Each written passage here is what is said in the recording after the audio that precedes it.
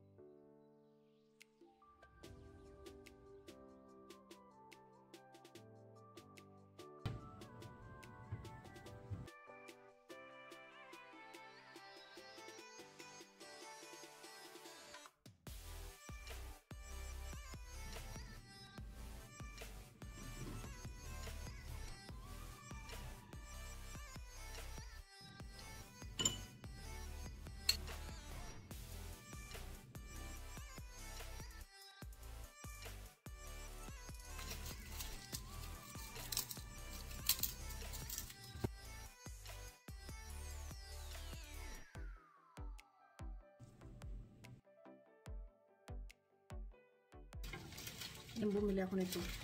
Parang buto-buto siya.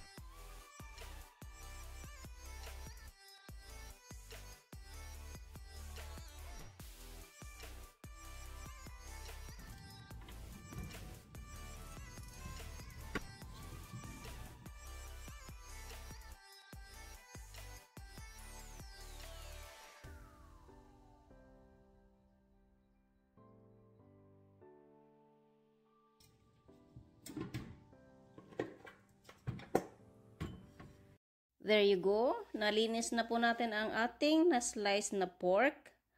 Pagkatapos po lalagyan natin siya ng chopped garlic. Para mabango naman po ang ating adobo. At kailangan, lagyan din natin siya ng herb salt. Ito po yung gamit ko instead of normal salt. So, yan. Bali, 1 teaspoon po yan siya. Tapos po lalagyan natin siya ng brown sugar. So, 1½ teaspoon ng brown sugar. I-mix lang natin siya, lahat ng ingredients, para mas masarap ang ating adobo. Pagkatapos, lagyan natin siya ng black pepper, yung ating dinikdik na black pepper.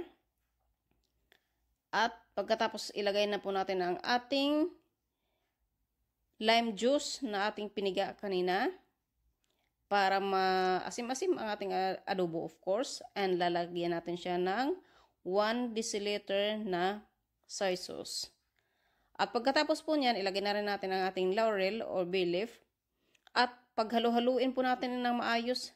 Ipagsama-sama na po natin lahat ng ingredients na gusto natin sa ating adobo. Huwag lang yung onion. Yung onion, ihuli po natin yan. Pag medyo maluluto na ang ating karne, saka po natin ilagay ang ating onion para hindi siya madurog. Kasi siyempre, hindi natin pwede yan ilagay sa ating marinade. So, ayan, halo-haluin po natin lahat ng ingredients natin.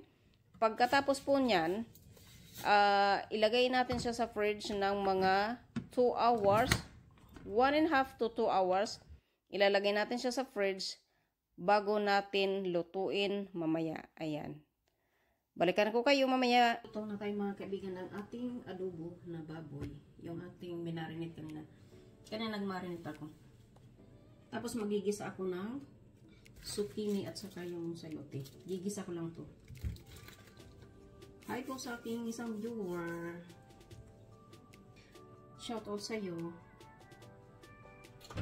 Minarinate na pork kanina. Yan.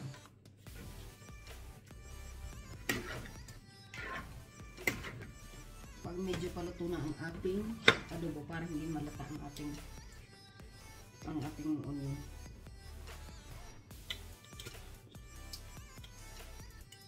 Tapos ang garlic niya nandito na. Sino kaya aking nanonood dyan? Kaway-kaway po para makita ko. Nag-like ka kanina. Uy, sino kaya yun? Strange kaya. I cannot see who's the watcher. I cannot see the name. I only can see that I have one viewer.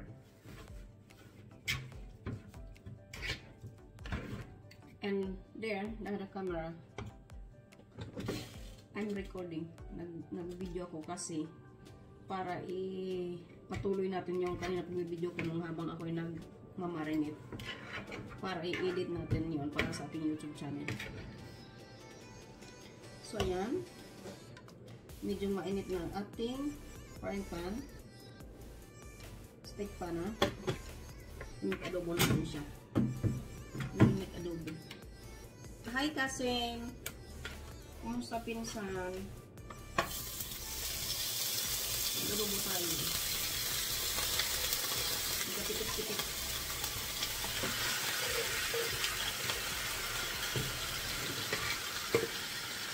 Lagyan na natin ang sabaw. Kasi ano yan, marinate. Okay lang yan, sir. Kayo, kumusta kayo dyan? Tapos na kayong kumain siguro kasi, ala, yung oras na pala. 10:30 na pala dyan sa Pilipinas.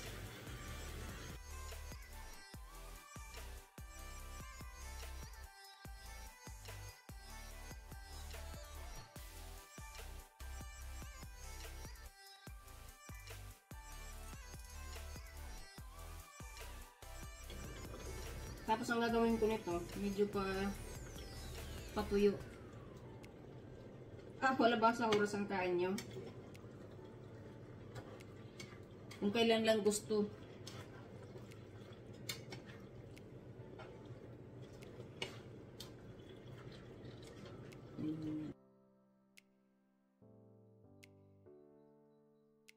Hey Margarita, Humuni,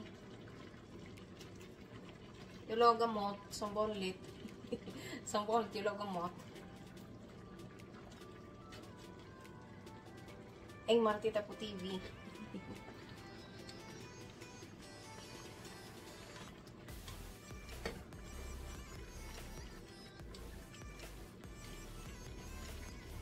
Ang bango. Ang bango niya. Ang bango natin ang adobo. Tapos magigisa tayo ng vegetables. Zucchini at saka sayuti. Igigisa ko lang yan siya. Wala siyang meat. 24/7 pala. Wala siyang meat. Igigisa lang natin sa butter at saka sa garlic.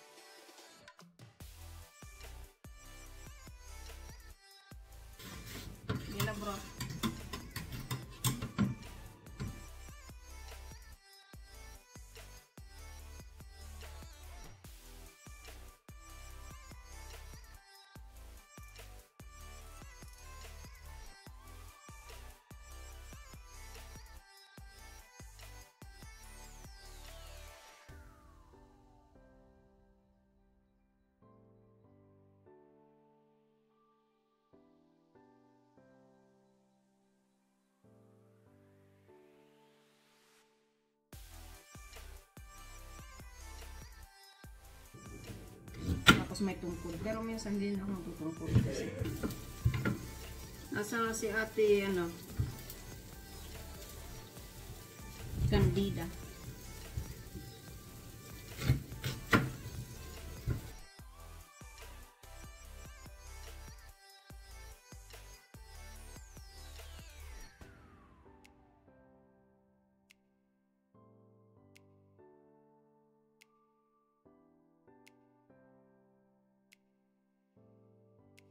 Yung parang sikat na singer ba dito?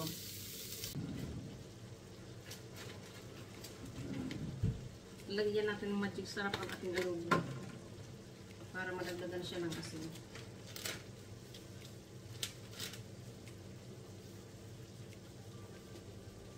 At ang ating gulay.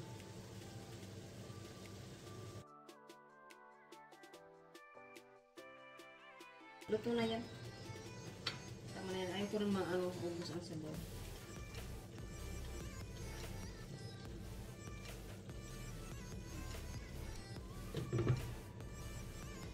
Tabi lang natin. Tapos ang ating gulay. Nagisa ako ng sayote. Tayo na natin ito.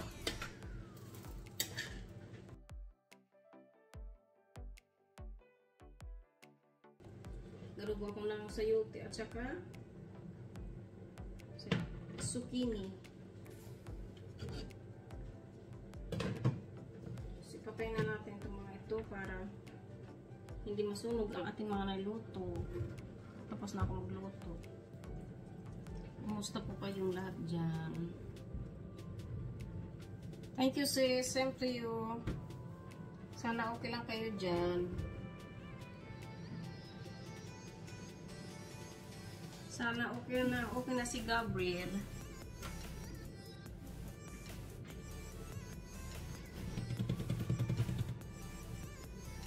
Ayan po, ako'y mag-out muna.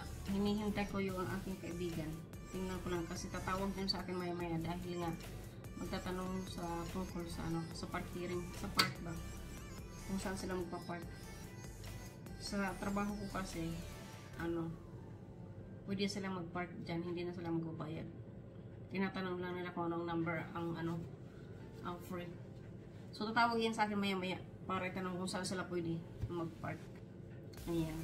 Sige po, maraming salamat sa inyo mga panonood. Salamat po.